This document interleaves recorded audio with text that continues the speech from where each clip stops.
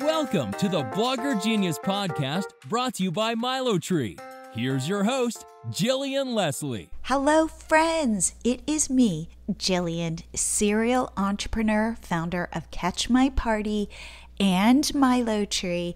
I take what's working now in online entrepreneurship and I break it down so you can take these techniques into your business.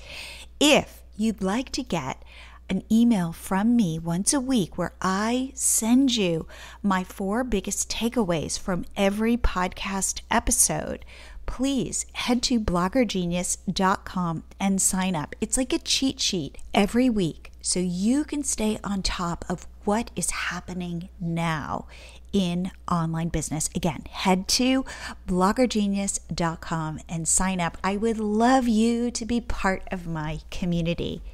For today's episode, I have Elle McCann on the show, and she is a Shopify expert. Remember, for online entrepreneurs and bloggers, I recommend you sell something, and Shopify is a great way to do it. In this episode, we debate, where is the best place to sell? Is it Shopify? Is it Etsy? What about Amazon? We dig into it all. We talk about getting traffic to your Shopify store, how to use social media to sell. What about email marketing? We really cover it all. If you are thinking about selling and opening a Shopify store today or in the future, definitely listen to this episode. So without further delay, here is my interview with Elle McCann. Elle, welcome to the show. Thank you so much for having me. I know virtually nothing about you except that you are a Shopify expert. And so I didn't want to learn before I pressed record because I want to learn along with my audience. So can you share your entrepreneurial journey and how you got into Shopify and selling stuff? Yeah, so it actually started a while ago.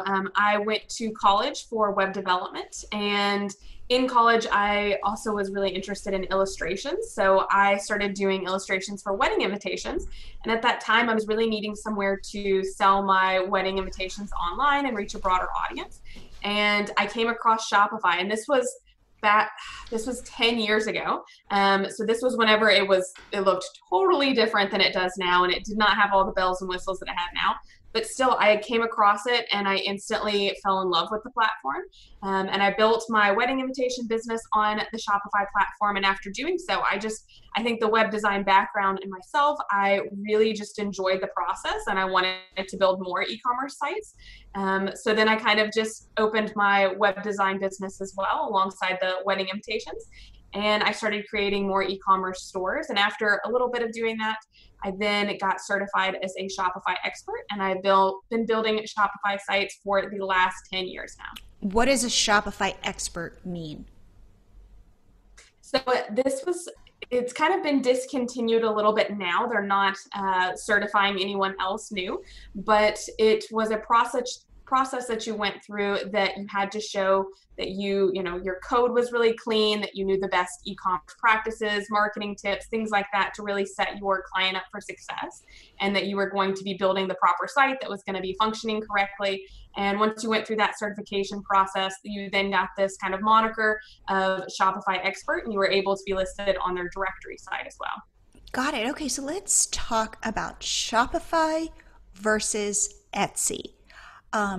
My instinct is always for people to test stuff on Etsy because there already is an audience of people wanting to buy from you. That's just my bias. Then if you actually are having a lot of success, I think open a Shopify store in addition to Etsy. But what is your take on this? Yeah, I think that's a really great way to go about it. I think one of the biggest pitfalls that I see with people who start an e-commerce business is they think, okay, I built the website, now everyone's going to find me online and just start purchasing. And sadly, that's not the case. Right, like I turn the key and then people should show up magically. Yeah, and then bing, bing, bing orders. And that's not the case. Like you need to definitely have a marketing strategy in place. of how you're going to get people to the site. So I think starting with Etsy is always a great place because you have kind of this built-in search engine, you have built-in traffic to the platform. And like you said, you can really test your product, test different product images and titles, see what people are gravitating to the most. And then once you've built that following and you know that a product is really good and is something that people are looking for, then it's great to have your own site because then you can really specifically guide them throughout the entire shopping experience. Where the downside with Etsy is definitely, they could come into your product, but then get sidetracked with somebody else's product and purchase that and never actually finish purchasing yours. Right. So when you started your wedding invitation business, did you also have an Etsy shop? I did, yeah. I did trade shows and stuff first, just like local craft fairs and things like that. And I had my Etsy store set up whenever I was doing that, selling like thank you cards and things like that. And then actually did the wedding invitations on my own store. Now, do you believe then, let's say I'm selling something on Etsy, like I'm selling jewelry, and I'm having success. At what point would you say, go open a Shopify store? And would you recommend I keep my Etsy store and I have my Shopify store and maybe even think about selling on Amazon? What is your thought about that? I think whenever you're first getting started, it's helpful to just kind of get your things in different marketplaces. So you do have to be mindful that, different places take different cuts. So you have different transaction fees on Etsy, you have even more transaction fees on Amazon. So you may have to just kind of realize that that's kind of a part of getting started testing the different platforms. But I do think it's really helpful to, at that, I guess the correct point I would say is once you have a little bit more of reoccurring revenue where you can kind of expect a certain amount of revenue a month, and you're building a bit of a brand online as well. So once you're building a little bit of a following on social media, then having a dedicated site to send them to where you can also be building that email newsletter list. I think that's a really key part of Shopify that, again, you don't have with Etsy. So once you're really trying to actually grow the brand, you've tested out these products, you know that they're going to be selling. I think that's a great time to have your own site so that you can really start kind of growing the brand, having them go to your site, sign up to your email newsletter, and then kind of indoctrinating them along throughout the process. Got it. Okay, so would you have an amount? Like I'm making $1,000 a month on Etsy, or I'm making $500 or $10,000. At what point would you say, you know what, it's worth it to start building your own? Or is there not a specific number? It would be hard to give a number. I would say even as $1,000 a month, I think you could start kind of thinking then about what the next step is to grow. Because you can definitely build a thriving business on Etsy, but there are certain things that you're not able to do with Etsy. You're not able to do, email marketing. You're not able to do upsells. So that would be, okay, if you like this product, then add this additional product to your cart for a little bit more. So those kind of features you're able to do on a dedicated e-commerce site. So I think once you're looking at, okay, I've got $1,000 a month, I know I can keep making this, how do I grow the business more? I think the next step is really building that audience and trying to also increase the average order value. And both of those could definitely be happening more with the Shopify platform.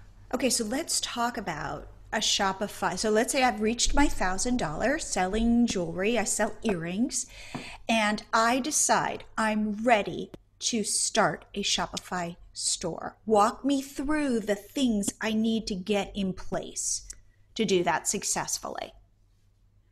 Yeah, so Shopify has a free 14-day free trial. So it's really helpful because you can actually be building out your site in those 14 days without having to pay any recurring costs. However, a lot of times I see that people go over that 14-day free trial and they haven't launched their site yet because they didn't come in with all the information kind of ready or thought through. So I would definitely say the first steps before even signing up for the free trial would be to start gathering your product information. So knowing exactly what your product is, the pictures that you're going to include, the descriptions, the pricing, if you're going to be doing shipping based on weight, weighing all of your products, because that's going to make your product setup process of setting up on your Shopify store even faster as well. But I think that's kind of the part that takes the most amount of time when someone's setting up their Shopify store, especially if you have a lot of products. It definitely can take a lot of time just setting that up but also if you're sitting there, having to sit down and write every single product description, it can take some time. So hopefully you're able to pull over some of that from Etsy as well. But I would say definitely think about how you're going to be showing your products on your site, as well as how you're going to be grouping them. So the different categories or collections that you're going to be kind of grouping them all together. So in terms of jewelry, like earrings, bracelets, necklaces, things like that. Okay, let's talk about how many products do you recommend I launch my Shopify store with? You want enough products so that there's a collection of things to buy, but also you don't want to be totally overwhelmed that now you've got all this inventory and all of these SKUs, stock keeping units and things like that. So what is your recommendation? I start my Shopify store. Let's say I've got an Etsy shop with maybe 100 products. What would you bring over to my Shopify store?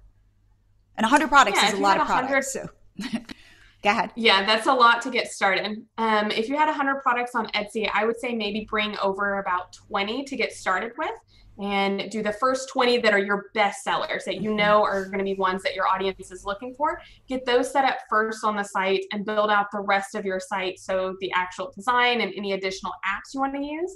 Then launch the site from there. And then after that's launched, then you can start bringing over the other products.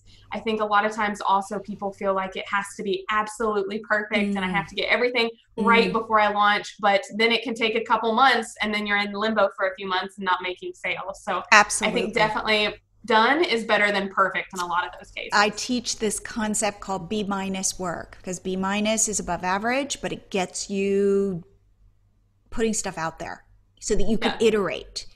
Let's talk about a listing. Okay, so keywords are key on Etsy, and I am assuming keywords because SEO is important for your Shopify store. Tell me about how to optimize a listing.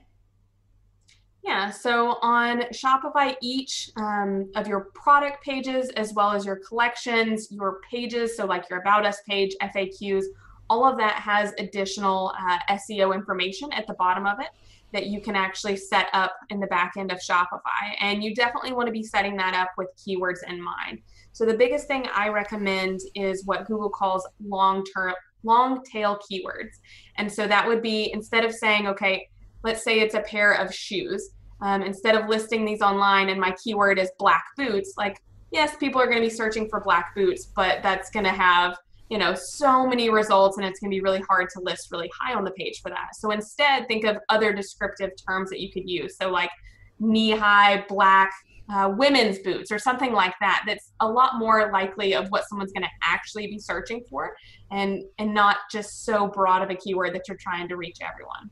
And how do you then, let's say I've got this new Shopify store, how do I get Google to pay attention to my products and show that? Yeah, so you'll definitely want to add the keywords to the different Shopify pages and products. And once you've launched your site, you can definitely then go into, you'll want to set up a Google Analytics profile. And this is going to be putting tracking code on your site. So that way you can actually see where your traffic's coming from, how long they're staying on your site, things like that. And through that process, you can also submit your sitemap through the Google Webmaster tools. So that's kind of just saying to Google, hey, I'm over here. They have their bots look throughout the internet, and it would probably get searched anyways within the first 2 weeks to a month that you go live. But by submitting your sitemap to Google, that's a way of going, hey, like this is live now. I would like for you to check it out now. So it is kind of a way to kind of fast track the process a little more. Okay, now I know that Google does not like duplicate content. If I've already put my listings up on Etsy and I just copy them directly into my Shopify store, is that okay? I think it will be okay in terms of your listings on Etsy are probably not going to be the exact same that you use for Shopify. So for example, on Etsy, a lot of times there are really long titles of product names where you have multiple keywords in the title. And that really doesn't work as well whenever you're on your own site. You don't need to be having all these descriptive keywords in the title. So you'll probably be naming things more, a little bit shorter and a little bit cleaner. on your own site, as well as probably clean up some of the description as well. So I would definitely think about, I think the pictures you could definitely use the same, but what kind of title or description changes you need to make that are not necessarily as needed as they were on Etsy, that you may want to just clean up a little bit on your own own Shopify site. Let's talk photos. How many photos? Okay, so let's say I'm back to my earrings or my jewelry. I do sell earrings, I sell bracelets, I sell necklaces. How many photos per product, and how do I style those photos to get attention? And to get people to buy, to get people to go, I could picture myself in these earrings. Yeah, I think the beauty of having your own site is that you can really create a cohesive look overall. So I would definitely think of how you want to make it look across all of your products on your site, and make sure that, they're all sized the same and that it's all kind of a cohesive look throughout. So I would say for those kinds of like jewelry products that you maybe want to have like at least 3 photos per item. Yeah. So that could be just, a photo of, the necklace laid out on a white background so that it really pops in the color. The next one could be a close-up so you can see more of the quality. And then the third one may actually be you wearing the necklace or someone wearing it. So you can really see, okay, this is how it lays on the body, and, maybe even styling it with an outfit as well, so they can, like you said, better envision of, oh, I could see myself wearing this. This could go with this outfit. And it's more visual. Plus, those are better images for, people sharing on Pinterest or on Instagram, things like that. Let's talk about, again, driving people to my site. Do I need a blog? If so, is the Shopify blog enough? Where do I need to be on social media? Because again, I think that, people think I start my shop, I turn the key, boom, all these sales just show up, and it's not that easy. You've got to hustle to get people to your store, to pay attention to your store, to take that action, to click. So what are your thoughts on a blog, and what are your thoughts on social media? So I would say you don't have to have a blog. It's a great way to create content. However, with social media, you're also kind of creating content as well. So I don't think you have to have a blog. If you do want to have a blog, Shopify does have a blogging functionality set up. It's not as intense as a WordPress blog, which is definitely more, okay, this is a blogging site, but they do have blogging available on the Shopify platform. In terms of social media, I would say the biggest thing would just to be make sure that you can be consistent, because I see so many times of people being like, okay, I just started a business. Now I have to create a profile on all these different social media accounts, and either they're posting the same content on each platform, or they're not posting very frequently on other ones. So I would focus on 2 to maybe 3 platforms that is where your audience is living online and where you enjoy creating content for as well, and focus on just being consistent on those platforms. So I personally love the Pinterest platform for e-commerce, but it is a very female-based platform. So if your audience is men, it's not going to be the best platform for you. So I would definitely make sure that you're thinking through of who your audience is, where they're hanging out online, and really go for the platforms that are going to be best suited for them. Do you feel like Instagram now, doesn't Instagram integrate with Shopify? Yeah, so both Instagram and Facebook integrate with Shopify, and now recently Pinterest is integrating as well. So you can actually have the product information like your price and things like that on a Pinterest pin now. So all of it's really helpful. Instagram and Facebook does take an additional transaction fee, which can be a little bit hard of, sometimes it feels like all the transaction fees can add up. However, if you're kind of looking at it in more terms of, okay, I'm using Instagram as a main tool for getting traffic to my site, being able to tag your product in an Instagram post may be the difference of you getting, 10 extra sales versus, maybe people are not clicking through the link or whatever. So I think it definitely can still be worth it for sure. And what would you say are strategies or techniques on driving sales from, say, Instagram or Pinterest or Facebook? I would say really sharing a lot more about the brand, and not making it to be, I think we've all probably seen those profiles where it's just every post is check out this product, buy now, buy now, buy now. But sharing more of the story behind the scenes. Consumers now, they really can tell what's an ad and what's not, and they kind of can tune things out. So by just sharing more about you as the creator and your story, more of the behind the scenes, the process of putting together the jewelry, people get a lot more connected with you as the creator and founder, and then they want to support you. They like your jewelry, so then it becomes a no-brainer of why they're going to buy from you versus buy from a bigger chain. So I think sharing a lot more of that transparency is really a great way that you can kind of peel back the curtain with social media and share a lot more where it may not make sense on other things like a blog. But that way you're able to connect with your audience and really build that relationship and that community with them. I wanted to take this short break to tell you that MiloTree works on Shopify. I don't know if you know that, but you can install the MiloTree pop-up app to your Shopify store, and therefore you can grow your followers on Instagram, Facebook, Pinterest, YouTube, and your email subscribers. Wait, and you have a custom link pop-up as well where you can send people wherever you want. That could be to a specific product. It could be to your TikTok, really anywhere.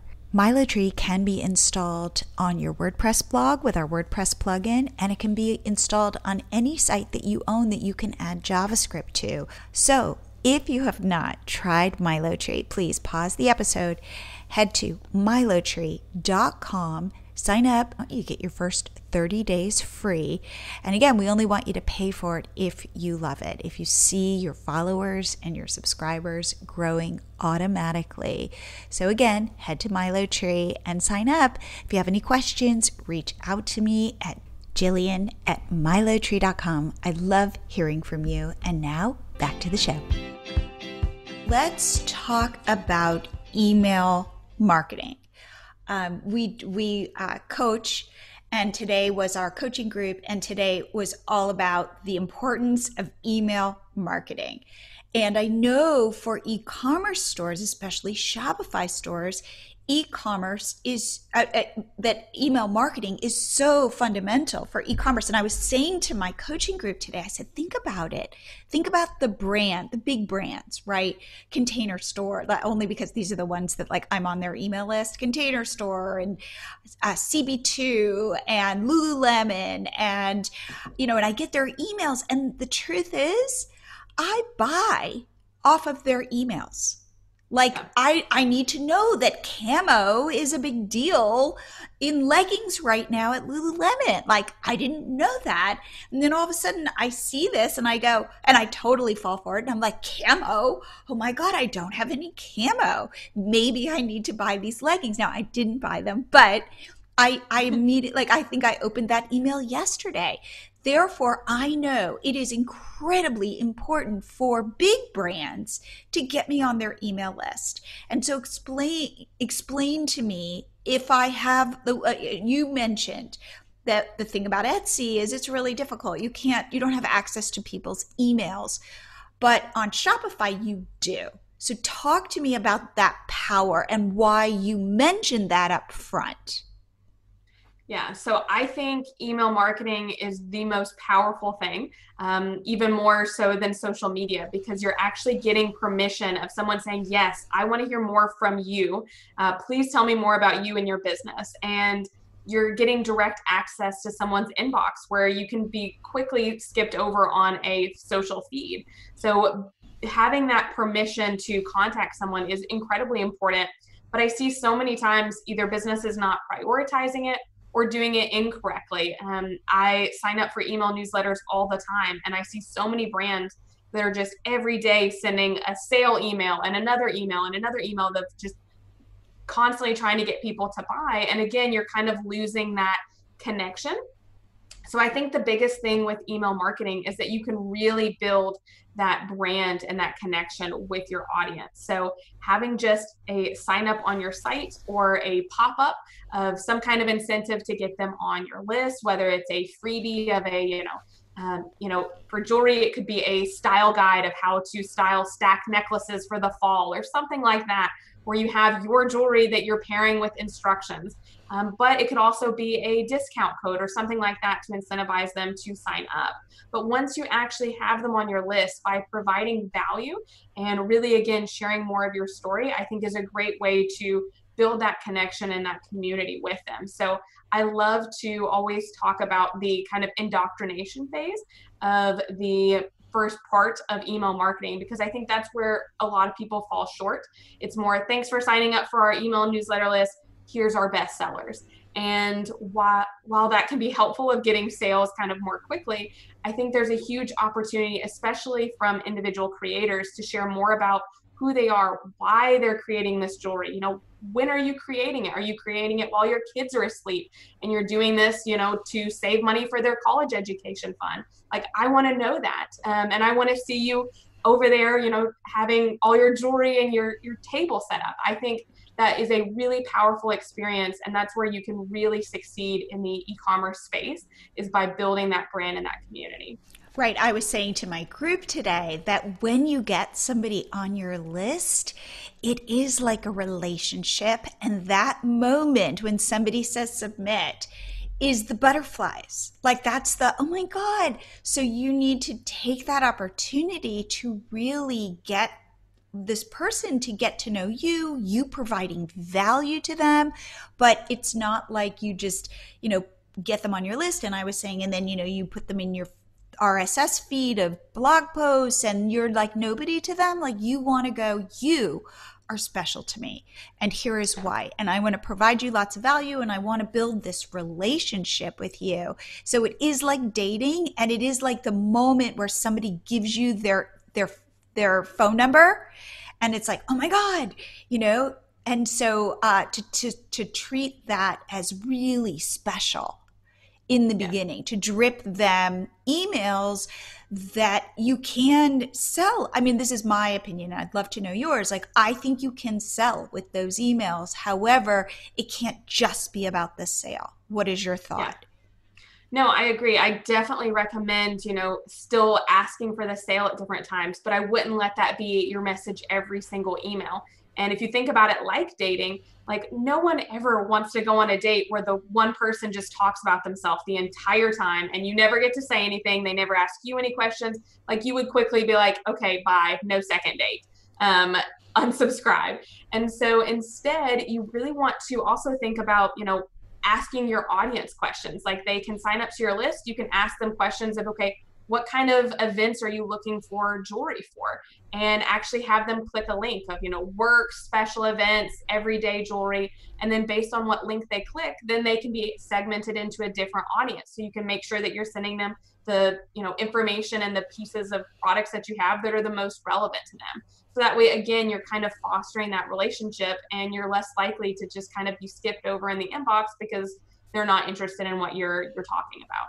And how do you recommend people ask for the sale in the email? I think a lot of times it can be where you're not necessarily having to ask. There's definitely some emails where you're going to say, hey, these are our holiday items, or these are our products that we're highlighting this month. Even just having like a featured product of the month, I think, is a great way to highlight a product without directly being like, go buy this right now. But even, let's say, if you were to record a 1-minute video or a photo of you putting together a piece of jewelry and you have a little bit of a story about it, then having in that email a link to that product page where you can learn more about that jewelry, I think, is a great way to get them interested. If they've already seen you making this, heard the story behind it, now they can go and purchase it if they like. But it's not as constant of just buy. You're giving more of a background to it as well. And one thing that I thought of based on what you just said is, if you could create excitement around a launch, like, I'm sending an email or I'm doing social media because I'm in the process of launching a product for Christmas. And then you could send a teaser email saying, wait till you see what I've got coming up, and then you can launch it. I think rather than having all your emails just kind of feel the same, creating these exciting events that can be tied to things like seasons or tied to things like collections, or that can create a level of excitement so that your email isn't just like, oh, it's another email from her or this store. Exactly. Absolutely. Yeah. And you're building that excitement now. You're getting people to more likely share that because they know, okay, this is coming soon. I actually just saw a couple different emails from a planner that I really love, announcing their latest planners for 2021. And I have bought them the last few years. I know I'm going to buy the same planner again because I really like it.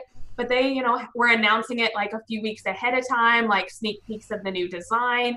Join us for the live Facebook reveal, things like that were really exciting. And they had links to add it to the calendar so that I could make sure I didn't miss the call. I think anything like that where you can build that sense of community and that you're a part of something instead of just showing up the day of and purchasing it, feeling like you've been a part of the process the whole time, seeing the sneak peeks ahead of time, hearing that, this is the colorways that it's going to be offered in is a lot more exciting than just going, hey, new planner, purchase here. And you're not building that excitement as much. You have to tell me, what is the planner?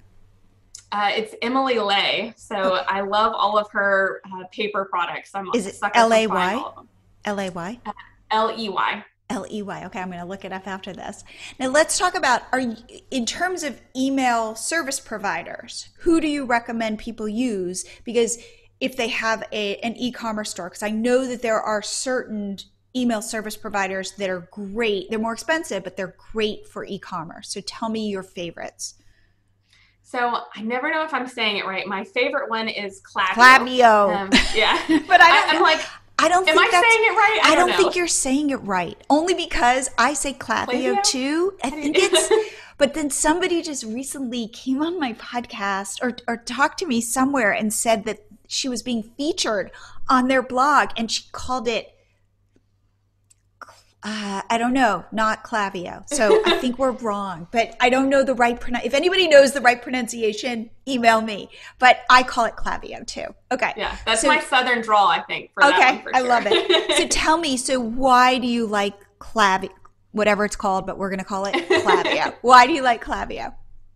Yeah, so it's a great tool for really segmenting your audience. You can do a lot based on how people have interacted with products on your site, how recently they've purchased, and doing things like win-back campaigns, saying, okay, we noticed you haven't purchased in the last 30 days. Have you seen our latest products? And really just keeping that audience really warm. But like you said, it is a more expensive email marketing platform. So I also always like to mention MailChimp is a great alternative when you're just getting started because they actually have the first 2,000 email subscribers are free, which is really helpful when you're just getting started building your list. And you may just have a few friends and family on the list to begin with.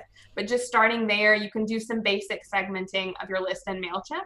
But I would definitely think as you're growing your brand, looking at other options like Klaviyo and using more segmentation then at that point. And the great thing about a platform like Klaviyo is they have things like abandoned cart series. So they will be able to tell that you put something in there, in your cart, but you never purchased. And all of a sudden, when you get that email going, hello, I think you forgot something. And I think that's where the power of a platform like Klaviyo comes in, where it can kind of spy on you a little bit as a customer and then hopefully deliver the right message to you at the right time and get you to convert and make that purchase. Yeah, abandoned carts are really big because over 70% of people have abandoned orders daily. And so, we've all been there where we're intending to purchase something and then the kid says something or the dog's barking or someone came to the door and you just forget and you move on. So having that reminder to people is really helpful. So Shopify actually... Go ahead. I was going to say, I'm like that person. I don't know why. I think I get happiness just by putting it in my cart. And then I don't necessarily, I am one of those big abandoned cart people. Like it maybe, I don't know, it must give me some sort of like little thrill to go, oh, add to cart, I'll add it to cart, but I'm not going to buy it, or at least not now. Like if I do buy it, it had to have been like, I had to have put it in my cart like 5 times before I ultimately pull the trigger. So it might not just be that I get distracted. It's like weirdly, I think I do. So anyway, but I do appreciate those little nudge emails because it does make it top of mind again. Like, oh, I like that thing. So anyway, you were saying. Well, I think I'm driving up the number really high personally because I am a marketer. So I'm always just like purposefully, like I'm intending to purchase this in like 3 days, but I want to see first what their email sequence looks like. And I want to see, you know, am I going to get a discount code for this? Like, what are their emails look like? So I'm just testing it out.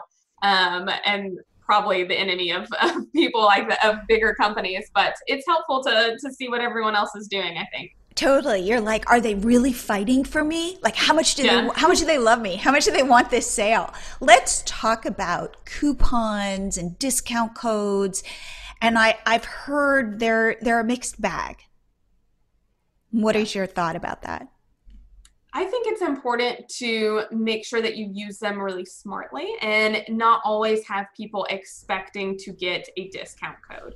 So I personally will use them for special occasions or just kind of discount the product overall and not use a discount code. So for like Black Friday sales, I would just mark down my prices instead of doing a specific discount code for that. But I do find it helpful to use at certain points. So talking about abandoned cart emails, Shopify does have an abandoned cart email that's built in that you can set up, but it's just a one-time email that's sent out. Where if you use other platforms like MailChimp or Klaviyo, you can actually do a kind of whole thread. So you can send multiple emails in the series.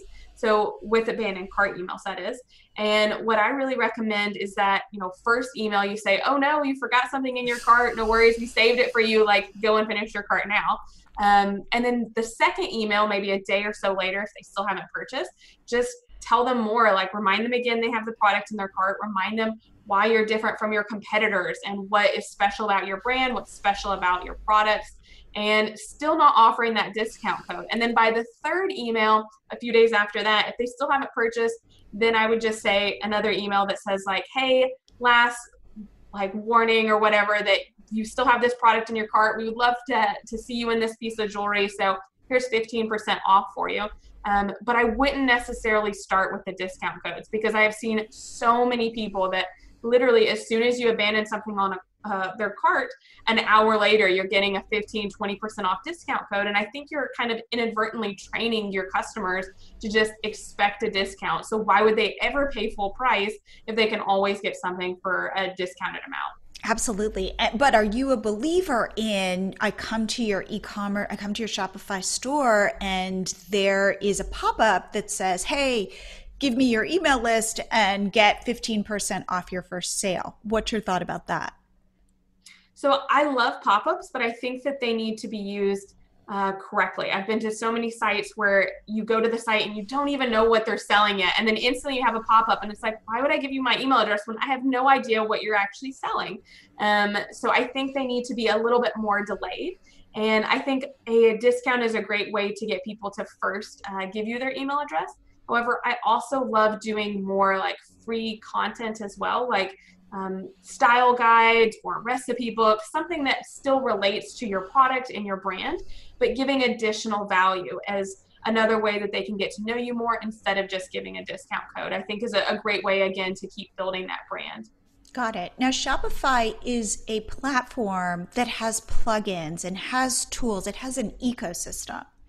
Mm-hmm. And what would you say are the, like, Shopify, I feel, is like the eminent e-commerce platform if you want to have a site, like a store you own. And what would you say the best tools are for Shopify? Like, I'm setting up my store. Okay, what do I want my email service provider, definitely. Like, what are these other things that I can plug in to my Shopify store to make it run on all cylinders? Yeah, so I think definitely, like you said, email marketing provider is a must. I think from there, it's going to really depend on what type of products you have. So there's so many different third-party apps that There are literally thousands. You could do any kind of functionality that you like. So if you have a customizable product, instead of like with Etsy having to, email back and forth or have them send you a message, you can actually have an app that lets them put all of their customized information on the product page. And you get that on the order page in the back end of Shopify. So that way, as soon as you get the order, you can instantly start fulfilling it and producing that product, which really kind of cuts down on the communication and the time back and forth. But I would say a default one besides email marketing that I recommend for everyone is going to be some kind of a rewards or referral program. So this is a great way, again, to build that brand and community so that people can easily share and get rewards of sharing your product with their friends, as well as they're then incentivized to continue to purchase from you. So one that I talk about a lot is called smile.io, and it has different ways of giving points. So like every dollar that you spend, they get a point, or whatever it is that you assign it to. And it's a great way to add a little bit of branding in. I have one client that is a jewelry client, and they call theirs gems instead of points. I have another client that is a bath company, and they call theirs tub tokens. So it's a great way to add a little bit more branding in, but you can create these different points that they get of, from sharing your product on Facebook, they get 50 points, and so on, as well as by purchasing. So that way they can see, okay, I'm $10 or, however many points away from getting a $10 discount for my next order. And so that way it's, again, kind of incentivizing them to keep coming back and purchasing from you and seeing what new products that you have as well. Got it. Okay. What about mistakes? So I've started my Shopify store and I'm excited about it. What should I look out for? Like, what mistakes are you seeing shop owners do or make? Yeah, I think a lot of the mistakes is either where they're either focused too much on getting it exactly right, and so they're taking 6 months to launch, because I'll get emails sometimes that are like, I'm using a 12-point font on my site. Should I make it 13-point font? And it's like, no one's going to care. Just launch your site. No one's going to be like, oh, I was going to buy the product, but the font was 12 points instead of 13. Like, it's not going to happen. I think this all the time. Again, this is the idea of B- work, and that we get obsessed with these details that nobody cares about. Yeah. I have a Post-it note on my computer monitor that I look at all the time that says, I strive for progress, not perfection. I love that. I think it's a really helpful reminder that, I always say done is better than perfect, just because it is. Like, it's better to put something out there and then change it and come back to it later. But if you're not putting something out there, then you can't gain additional knowledge and you can't grow. So it's better to just put it out there, launch the site, stop kind of dragging your feet a little bit, get it out there, and then you can always come back and make the edits. And then I think also, I just have to say, if you listen to my podcast, I just launched a guided meditation on perfection and how to move beyond perfection. So if you're stuck feeling that things need to be perfect, worried about being embarrassed, please go listen. I think it's episode 136. So definitely go do that. Okay, so other mistakes you see. Yeah, no, so that's great. I definitely need to look at that as well. So another mistake I see is on the opposite end of the spectrum of people kind of cutting corners to try and get something launched really fast, and then they'll end up duplicating all of their product descriptions for all of their products, or just not putting in a product description, or having really crappy photos that you can't tell kind of any detail about. I would, if anything, take the most time and attention on making sure your product information is really correct and is accurate and is going to sell itself with the photos or the description and text, and focus a little bit less on the overall site design. Because if you're thinking about it from how you're getting people to the site, most likely you're going to be getting them from social media, or maybe you're paying for online advertising. So you're not going to be sending them to your homepage, because then they could kind of get lost and move on. You're going to be sending them to your product page. So you really want to make sure first and foremost that product page is really dialed in and is going to be all the information that they need. And then once that's set up and you've got all of your product information and it's unique for each individual product, then I would start thinking about how to incorporate your brand more throughout the site and the overall style and your messaging throughout the site as well. Let's talk about paid advertising. What are your thoughts on it? Where's the low-hanging fruit, if there is any, in terms of I'm going to get the biggest bang for my buck, both in terms of spend and in terms of time? And I don't have time to become a Facebook ads expert. Yeah, so I think a big misconception of Facebook ads, and something I get a lot of either through comments on my YouTube channel or in emails, is, well, Facebook ads don't work. And then whenever I ask them, well, they'll be like, oh, well, I spent $50 and I didn't get any sales.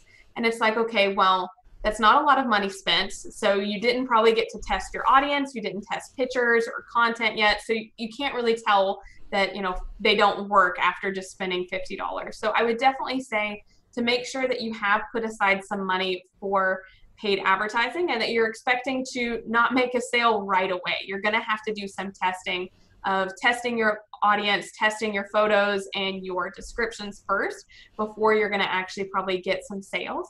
But also in terms of low-hanging fruit, I think the biggest thing that people do not do is remarketing.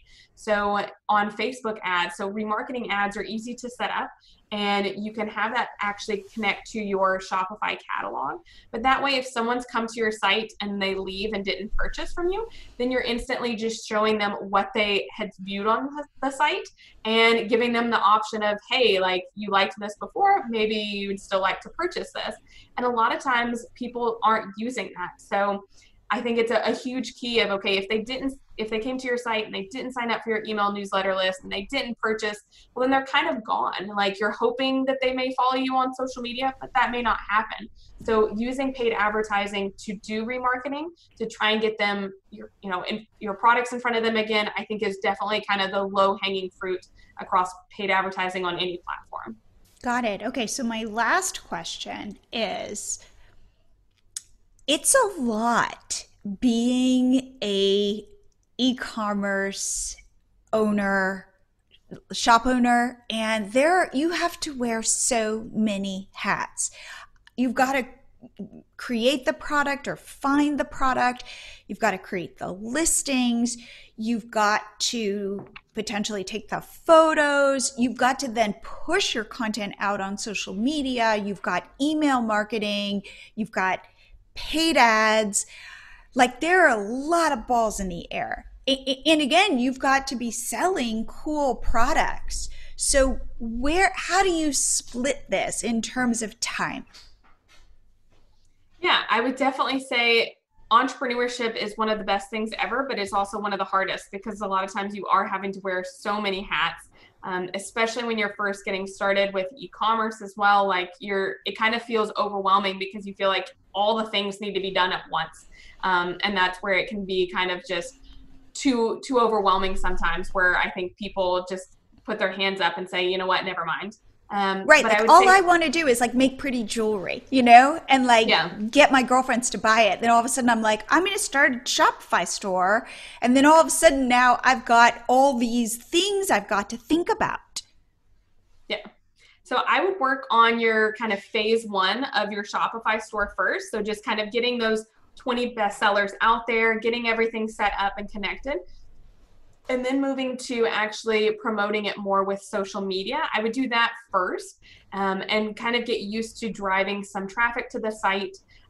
After that, I would then set up a remarketing ad campaign with paid advertising, and not even doing a cold audience yet, just retargeting the people that have already been to your site. And also, of course, incorporating email marketing. So that's kind of where I would be. All right, so wait, let's go through this again. And by the way, the difference between cold audience, warm audience has been to your site, knows your products. Cold audiences, people who've said, I like jewelry, but they've never heard of you. It's much easier to convert a warm audience than a cold audience. Okay, so let's go through this again. So what would you start with? So I would say first would be your website. But okay, just the phase one version. You don't have to have it all absolutely perfect like we were talking about. But getting your Shopify store set up and launched. I would say step two would be with email like 20 marketing. Products.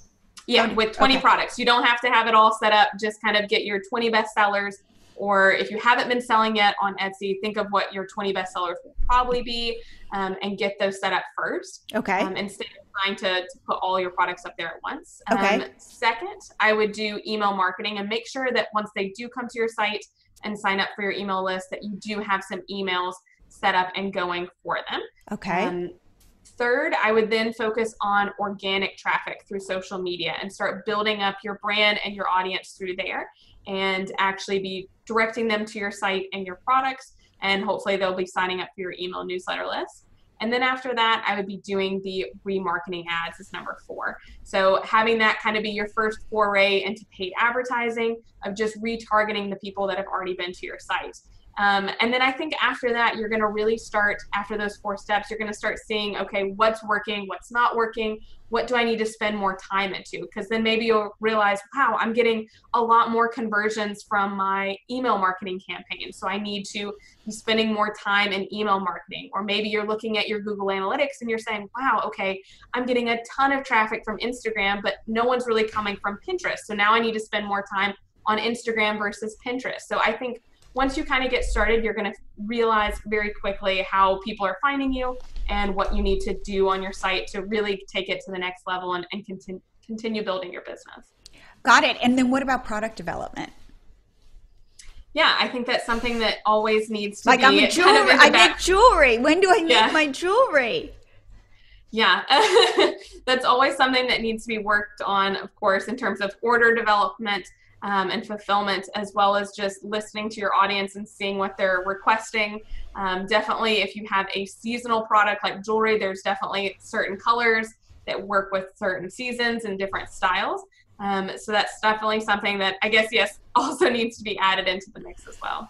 Okay, well, you've given me, so if people want to learn more about you and what and your services, and in fact, let's talk about that. How can people reach out to you? How can they get more resources from you? All of that stuff. Yeah, so they can go to my website, which is curiousthemes.com, and I have different resources there of downloadable guides that are more geared to launching your Shopify store, different things to be thinking about, how to pick a style or a theme for your store. They can go and check out those free guides there. And I also have a link on my website to my YouTube channel. So once you're ready to switch over to Shopify, I have a YouTube channel that's all about Shopify and the e-commerce platforms, of how to launch and grow your e-commerce store. So I do have some courses on my site as well, if they're looking for a more guided approach of step-by-step how to launch their Shopify store, from beginning signing up and setting up your shipping settings to the final, connecting your domain and making it live as well. Awesome. Well, Elle, thank you so much for coming on the show. Yeah, thank you so much for having me. I hope you guys like this episode. I'm a big believer in selling products to your audience as a way to grow your business. Shopify is a great platform to explore to do that, but remember, you've got to drive traffic to your shop. Now, there are some really cool integrations with platforms like Facebook, Instagram, Pinterest, so that your Shopify store can almost live on those platforms as well. Definitely something to look into. But I really want to challenge you to think about what you could sell to your audience that they would be excited to buy from you. Please sign up for my newsletter at bloggergenius.com so you can get my biggest takeaways from each episode, and you can stay up to date on what is happening in online business today. So again, head to bloggergenius.com. I would love to welcome you into my community and give you all the tips and tricks you need to rock this thing. And I will see you here again next week.